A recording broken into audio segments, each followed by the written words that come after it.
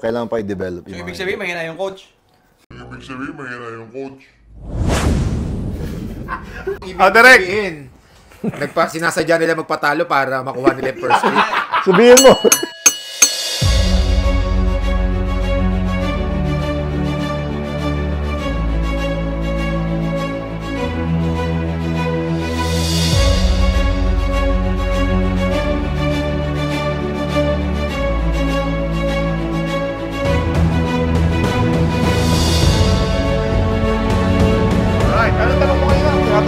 Topic. Ano ba topic ngayon? Hindi namin pwede sabihin.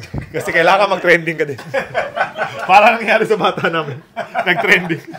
Dahil sa opinion niya lang. So, ito nga sa Pilipinas.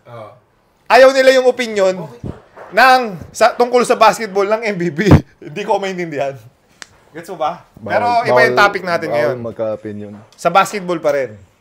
Kasi naging topic natin before. Gusto natin maging balance ang PBA. Opinion na naman natin to. Opinion mo. Okay. Ayoko na. Kayo na lang. Ang tampuhin mo naman. Kala ko ba hindi natin mapansinin? Joke lang. Okay. Ba't ang hina ng boses mo? Naka-mic ako eh. Kahit na. Kailan ba malakas? Lakas mo pa rin. Naka-mic na nga. Kailangan energetic tayo ngayon. O, tapos? Ang nangyari ngayon, Nakain ng chocolate, medyo energetic. gusto natin lumakas. Lahat ng teams. Tama, sa PBA, lahat ng teams gusto natin lumakas. Gusto natin balance. Balance nga, lumakas. Pantay. Hindi pwedeng Hinebra mo lang malakas. Wala akong magagawa. Ano Basta na si Justin Brownlee. Champion kami niyan. Hindi, Congratulations for the sweep, ha? Yes, sir. Congratulations, Hinebra. And congratulations, Coach Tim Cone, my favorite coach. Alright. Yari ka na naman sa mga may Okay. Speaking of balance dapat yung team.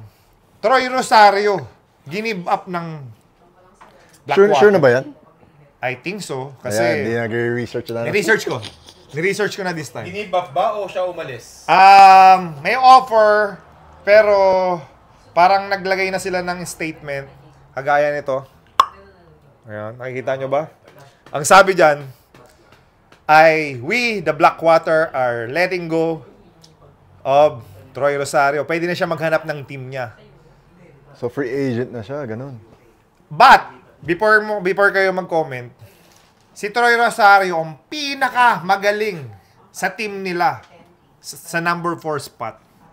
So, si Blackwater kasi nasa baba yun eh. Di ba? Ngayon, natanggal na naman sila kahit magaling import nila.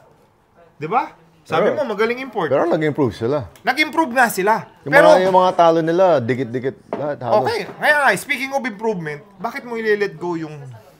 Sana makausap natin si Boss Deo Celdo, si yung owner. No? Baka may mas magaling na kapalit. You think so? Maybe. I mean, why would you let him go? So sana makausap din natin si Coach Carriazo. Anong team siya pupunta? Mang possibility ay Hinebra. Good choice yan sa Blackwater. Bias mo talaga. We'll take him. Sa Good job, Hinebra. Coach Jeff, Blackwater. Thank you for... We will take him. Cherish you. Yeah, we'll take him. Magaling yan. We'll take him. We'll definitely use him. Akala ko ba gusto natin balance? Sa Hinebra siya pumunta, kaya good choice yun. Ang narinig ko pa, ang nabasa ko, syempre, nabasa lang natin to. Hindi rin tayo 100% sure. But, 900,000 na daw yung offer. What? 900K a month? Kung ikaw, Gax, si Troy Rosario, binigyan ka ng Blackwater ng 900,000. Take it. Take it or leave it. Take it ako. Take Laki it na ka? yun. Oo, malaki. Kaso hindi kasi Troy Rosario. Ayun lang. Ako tinanong ko eh. How about you, Mr. Ryan At Aranya? least doon nagagamit siya. 900K? Saan? Sa Blackwater. Siyempre, kukunin ko yun. 900K is 900K. Pero, i-negotiate ko. Kung ako siya, i-negotiate ko. Hindi. Magpapababa ako. Uy. Bago to. Bakit? Bakit mo papababa yung sweldo mo? Long term mga habulin ko. Instead of, kunyari, 900K, 1 year, gawin ko 800K, 3 years. Diba? Yung ano ba, yung, anong tawag dito, yung security. Kasi si Troy, hindi na rin naman bata yan. Hindi na rin, I mean, may ano na rin siya. I think nasa peak pa si Troy. Nasa peak, pero kasi, kung titignan mo, pamilyado yung tao, mabilis yung pasok ng galaw ng mga players. Kung ako tatanungin mo, on my opinion, gusto ko long term. Lagi ako sa long term eh. For my security, my family, for my security. Kahit na ibaba mo pa yan. Kasi, di mo naman mahuubos yung 800K or 700K. Yeah. Ang case kasi kay Troy Rosario, ang dami niya ring offer from Japan, Korea, international. So, knowing yung Korea, knowing yung Japan, kung paano sila mag-offer sa mga ganyang player kagaya ni Troy Rosario, Mr. Helterbrand, are you gonna take the Blackwater 900 or you gonna pursue Kala yung... ko, ni-release na siya sa Blackwater. Pero nga may offer pa rin on stand. Pero naglabas na rin si Blackwater na pag hindi tinake ni Troy Rosario yung 900, then he can move out. Teka lang, sure ba 900 ang offer? Kasi, ang pagkakaalam mo sa PBA, Over maximum na yan, Meron niyang hanggang ganito lang. Hindi ka Hanggang pwede 420 lang ang ng maximum, ganun. Oo. Saan mo nakuha yung 900? Ikaw makakapagsabi nun dahil ikaw yung MVP. I have no idea, bro. Tumingin ka sa mata ko. I have no idea. I don't know how that works. Okay. So, okay.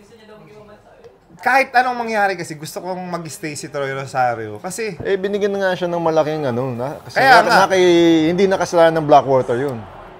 Naki Choi na yun if he wants to stay. So if he wants to help that team win, he'll stay kasi maganda naman yung offer eh. So, it's not Blackwater's fault. It's not the owner of the owner of Blackwater's fault. kaya nga ako I'm hoping. Nangangarap ako o umaasa ako na mag-stay si Troy Rosario sa Blackwater kasi ano na yun, parang stairs na nga. Pinag-usapan nga natin, di ba? Andiyan na si Burfield. Di ba? Tsaka, Andyan pa pero si- tama si Ryan. Sabi niya kasi, choice towards the, yung career niya, it's toward the end na, di ba? So, yung Blackwater kasi is a team that's still building. Baka sa gusto niya maglaro sa team na it's a contender na. Kasi sayang yung playing years niya. Nangyayari Gets yan mo? sa NBA. Di ba? So, tsaka, kung may mas malaking offer naman, it's hard to turn down, especially if Japan or Korea is offering him something. So, it's, Well, at the end of the day, si Troy Rosario yung magde-decide.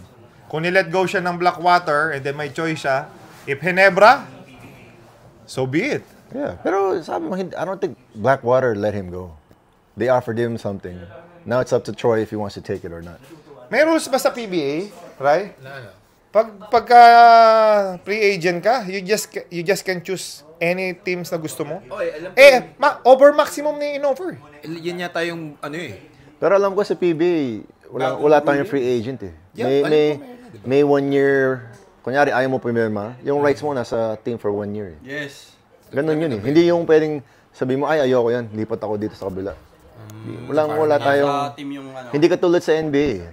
Alam ko hindi ganun yun eh. Oo. Kaya may nabasa kong parang contract na ever bilena tapos we are Blackwater and hereby Hindi pag ganun, meron siyang Consent. may release. Na-release siya o mabait ganun. naman ng Blackwater. Yun yung tinatanong ko, bakit mo i-release? Sabihin mo na lang, bro. Baka hindi nga sila nag-agree sa and yung owner ng Blackwater sa, okay, if you don't want to stay here, So then mabait si Boss Dios. if you don't want to stay here, then we're not gonna force you. Parang Ang dami ganun. ka rin kasing offer sa ibang team. Like nga, Ginebra, San Miguel, gusto siyang kunin. Lahat, for sure. Kasi Troy Yeah, Rosario. Troy's a good player. I think Parang ayaw lang niya sa MVP group eh. Parang mayroon siyang... Uy, chismis yan ah. Halika. Alam ko sa ano eh. malalabas yung quote, yun lang sinabi niya. Oh, Ayaw ni Troy sa MVP group. So ulitin mo, Gax. Ayaw ni Troy Rosario sa MVP group? Nabalitaan ko lang din. Ayaw niya sa MVP group. Oh, go. Kasi nga parang mayroon siyang pass doon na... Teka, ano yung pass? Diba ang ganda ng nilalaro niya doon? Sa Talk and talk text. and text before. Tapos bigla siyang tinraid ng management. Nasaktan siya doon. Nasaktan siya doon. Kasi kala niya doon na siya for good. Alam mo yung gano'n. So, bigla siyang tinraid sa Blackwater. So, nung nasa Blackwater siya, parang, alam mo yun, na ayaw niya na bumalik sa token, sa MVP group. Kasi nga, doon sa nangyaring ano sa kanya, na tinraid siya. So, Yun lang parang naman sinasabi mo Yun lang na... naman ang nabasa ko sa mga kuliglib ko. Yan ang... Pero yun lang ilalagay sa yung quote mo yun. Okay lang. Yun Ano lang yun. nangyari sa kanya. So, para mong sinasabi na grudgy person si Troy Rosario? Ano yung graduate? Di alam ni Gako Oo yun. nga. Burn bridges? Hindi nga kasi nga mayroon siyang pass doon eh. Kaya nga sinasabi mo, galit si Troy Rosario sa MVP group. Meron siguro kasi kaya nga ayun na niya bumalik dun eh. Sabihin mo. Sabihin mo. Ano? Nagalit si Troy Rosario.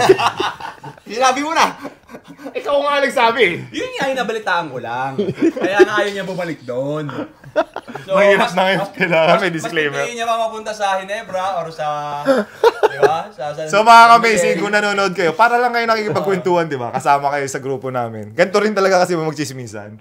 Pasensya na kayo kung bakit puro basketball kami. Kasi ako to be honest, dapat, I think, relevant yung opinion natin. Kasi former PBA players tayo.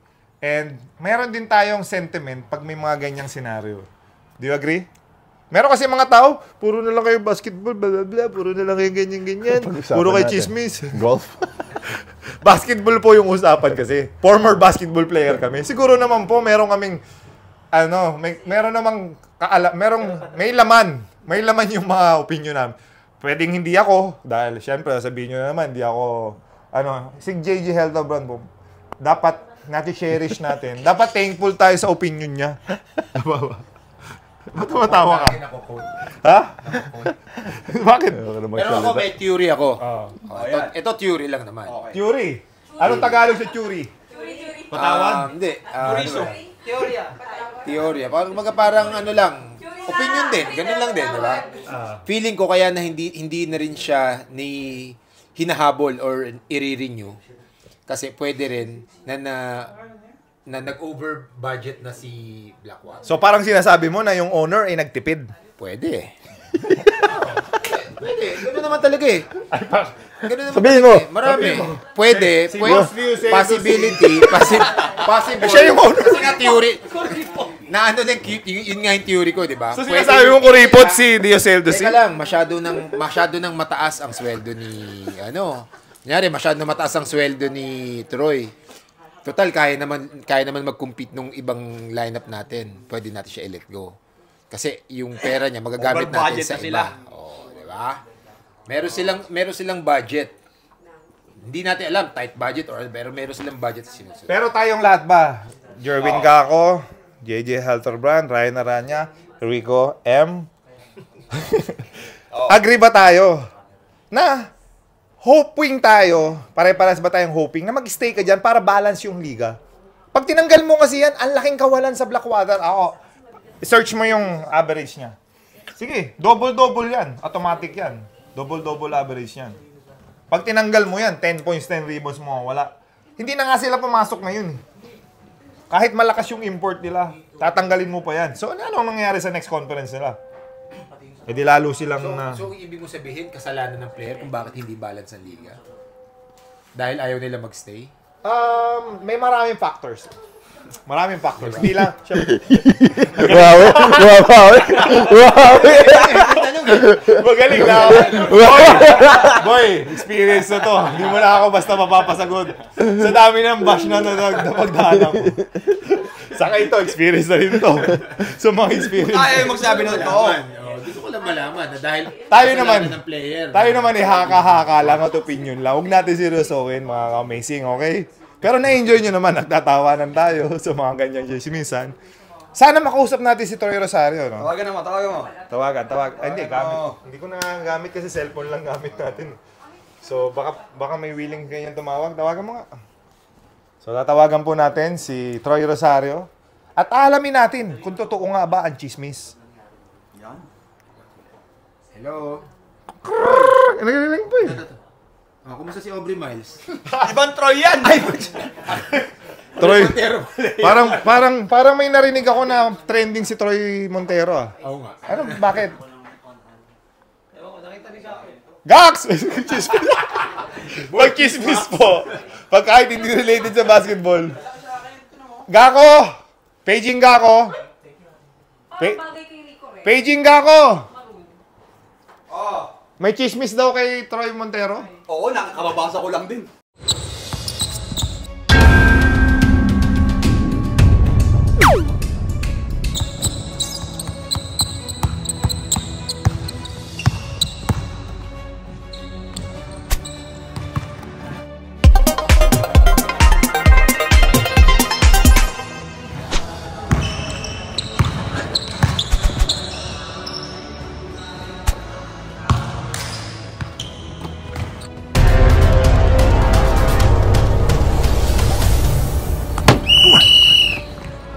May dalawang klase ng game exports, ang traditional ending at ang lucky 4.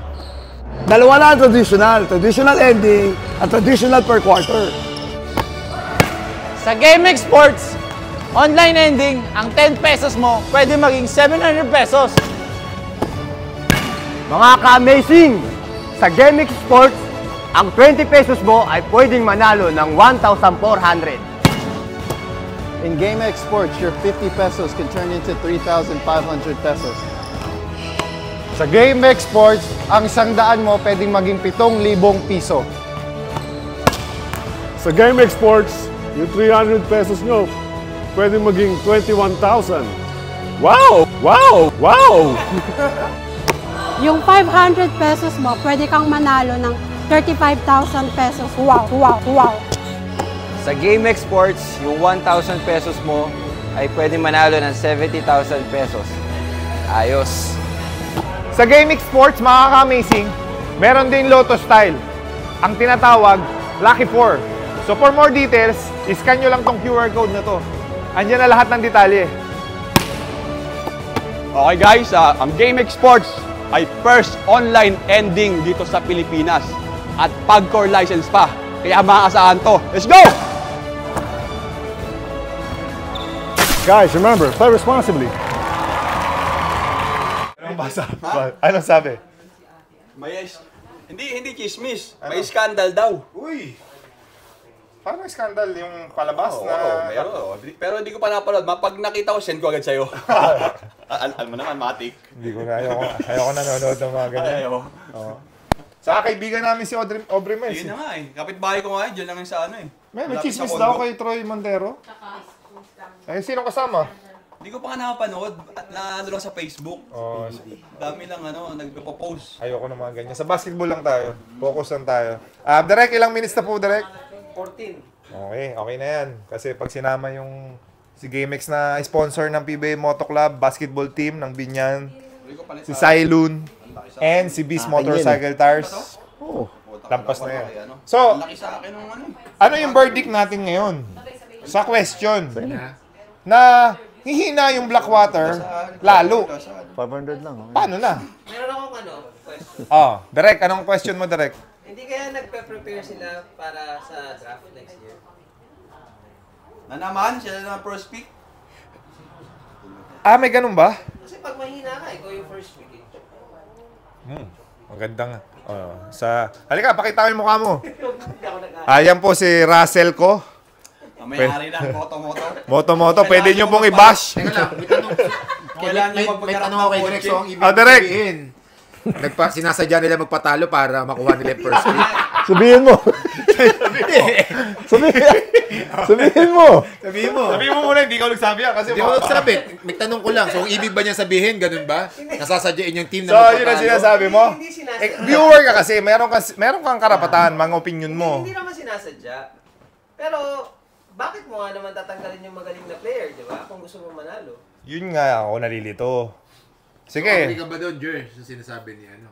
Agree naman. So, ang ibig mo sabihin, gano'n naman, yung team nagpapatalo talaga para... Talo talaga, hindi nagpapatalo. Meron kasing magandang word dyan eh. Like sa NBA, ang tawag nila rebuilding. Ang problema sa atin, hindi naman nagre-rebuild eh. Tanking. Hindi, ito, syempre, wala na yung Troy Rosario. Siguro naman, pagka ang Bearfield pa yung nawala dyan, kalokohan na yun. Ikaw, anong magiging opinion mo pag Bearfield na yung nawala sumunod? Paano hihingat na yung bata ko? Ayaw na! Hindi ka na basta-basta sumasagot ngayon, nag-iisip ka na. Hindi bro, kasi para sa akin siya yung franchise player. Sino? Si Bearfield. So pag tinanggal mo siya, ibig sabihin, you're not trying to win. Pero feeling ko naman, hindi masasabi. Hindi na i-let go si Bearfield, for sure. Hindi masasabi. Kasi diyan ka nag-reveal eh. Nagulat Sana lang. Sana nga, ganun. Kaya nga nagulat lang. Paano pag next year tinanggal? Nakailang taon ba si Troy sa... 2 years din yata, 2 to 3 years din yata siya nandyan. Baka hindi talaga sila nag-click. Kasi sa 2 to 3 Dami nga factors eh. Hindi mo pwedeng, di ba? Hindi natin. Si Ma'am ng Batak, ando doon din sa nilipat nila.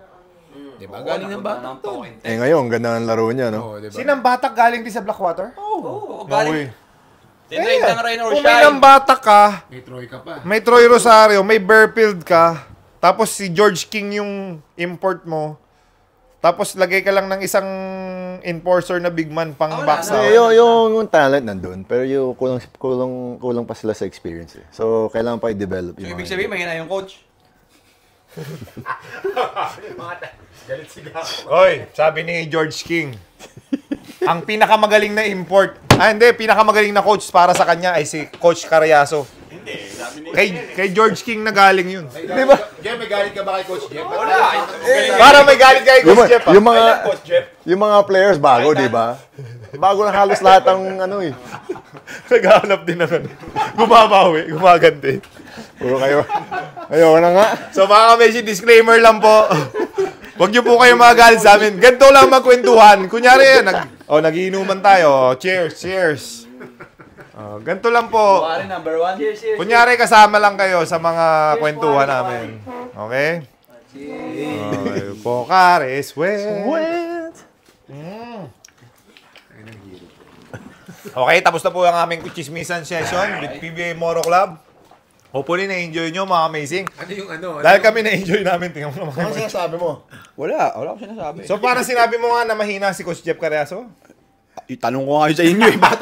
Bakit back to me? Out of nowhere yung tanong mo eh. Magaling si Coach Jeff. Nakaisip mo na eh. Magaling si Coach Jeff. Pakita nyo naman. Bakit tinanong mo pa? Hindi, si JJ kasi sabi niya, nag-rebuilding pa yung team eh. Anong kinalaman sa coach? Oo. Ay di... Ako mo sinabi tungkol sa coach. Sa'yo lang, ikaw lang nakaisip eh. Nasa isip. Hindi, magaling si Coach Jeff. Kita mo naman. Kaya na pinakita niya. Hindi, nagulat tayong lahat eh. Nagulat ako eh. Nagulat So, ibig ka. sabihin kung galing siya ng Alaska na ano siya, nalipat siya doon. Alam mo, magpapaalam ka na. Magpapaalam lang ka, bigla ka nagtanong. Oo nga eh. Wala akong issue. Ano bang maganda tong content na to kasi. Hindi, sino bang favorite coach ni George? Sino bang favorite coach mo? Ako? Oo. Kay Coach George ako. Sige. So, Sino mas magaling? Coach George o Coach Jeff? ano? Sagot. Coach George. So magaling si Coach Jeff. Issue kay Coach Jeff. Issue talaga. Issue kay Coach Jeff. Ayup ka, gako. Okay, so dyan na po nagtatapos ang aming PBA Moro Club Cheesemax 101. May pangalan na tayo ha. Cheesemax. Huwag ka na magaling kay Coach Jeff, Gax. Grabe. Mag-sorry ka na. Pasensya na po, Coach Jeff Carayaso, kung may sama ng loob sa'yo si Jerwin nga ako. Ano ba, hindi ka ba kinuha dati? Close kami ni Coach Jeff. Ha? O hindi ka binigyan ng discount sa Titan? Oy, lagi ako may discount dyan. Coach Jeff. Magpasalamat ka na sa sponsors natin. Shoutout sa GameX, also sa Beast Motorcycle Tires, and Pocari Sweat and Siloon Tires. Shoutout sa Kinetic. Also sa HJC #1. Finning Club, Boss Munch, shout out to you. Eurotex, Fortuny. And shout out kay Moto Innovation, my boy Rossed. The best spoil rapper. And Ducati. Yan, natalo. Nakalimutan mo eh. Siyempre, pag may Ducati, saan mo dadalhin yun? Doon Sa tayo Camp Hiatus.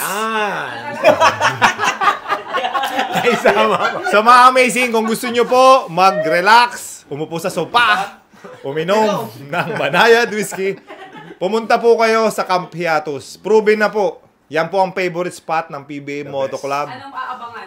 Nandun sana tayo nakaraan. Ang Camp Hiatus po ay #2. Sino ang #1? Ang camp, amazing, coming soon. Amazing na walang katapos-tapos. Kasi pinaperfect natin para sa mga guests natin. Napatag pa. Pinapatag pa. yung bundok po. Mag-start na October, itong month na to. Pero 25% pa lang kami ngayon. Asan ang Sherwin? Nandiyan wala pa ba? Wala na, start na tayo. Tagal pa yun. Ilang minutes na? Ilan? 20 na. Okay, perfect. So yung gagamitin mo